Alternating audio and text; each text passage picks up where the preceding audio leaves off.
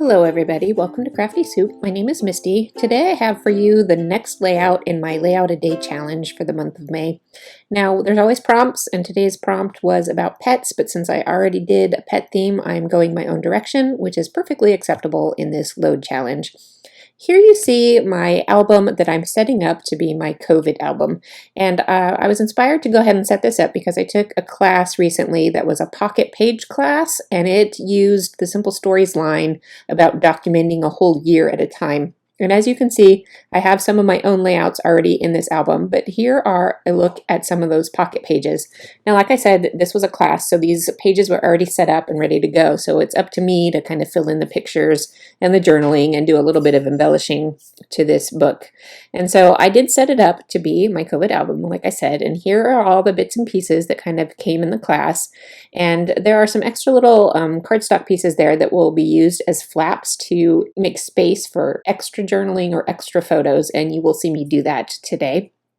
I did go ahead and buy more stuff because I know COVID's going to last longer than just last year. And here is some of my other COVID related papers that I have, and I thought that toilet paper or paper would make a great use of making a bunch of tags. And so I'm going to punch out mostly just the white space of this paper to make labels to go on all my photos with the dates. And here you can see I've got my photos for the month of April of last year, all ready to go and cut apart and sized for these albums, and I've made date labels for each of the photos. Now, pocket pages are not my favorite, and that's because one of the things, and I'll touch on this throughout the video, one of the things that bugs me is that while the size of the pockets are set up to be 4x6 or 3x4, I find that they don't always exactly fit that size, and I'm always having to trim things down, and I will get to that some more. So here you see me using that cardstock to create another little flap, and again, this wasn't my design or my idea at all. I'm just following along with some of the instructions of this book. So here is some of the extra paper that I bought for this kit. And I'm going to use it as B-side paper or punches and things like that to go along. And I'm just making a little handle to open up that flap. And I'm going to go ahead and add my date label on there.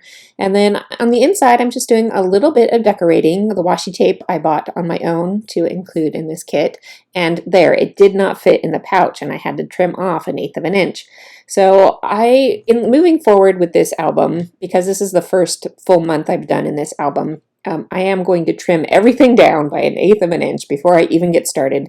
And I hate constantly moving things in and out of these pockets. So what I would do is just take everything out at the beginning of a session and lay it all on a tray of some sort so that I could keep it organized and then move forward with my project. And here you can see I am putting things in and out of these pockets constantly.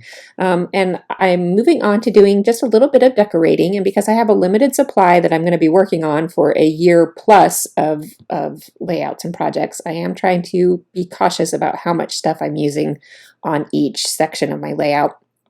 So the little die cut pieces had some numbers, and then the alphabet set also had some numbers. So that's one thing I like to do, is number things and kind of give little journal tags to those numbered items. So I've got these photos numbered there and putting a title to the photos so that those match up. Just using, I think I'm going to end up using a lot of arrows on this page. So I might need to end up getting a punch of an arrow-shaped punch and doing a whole bunch of extra arrows because I like arrows, and it leads your eye directly to the page that I'm journaling about. So I'm just showing you a very quick view of this process and how I put all of these things together.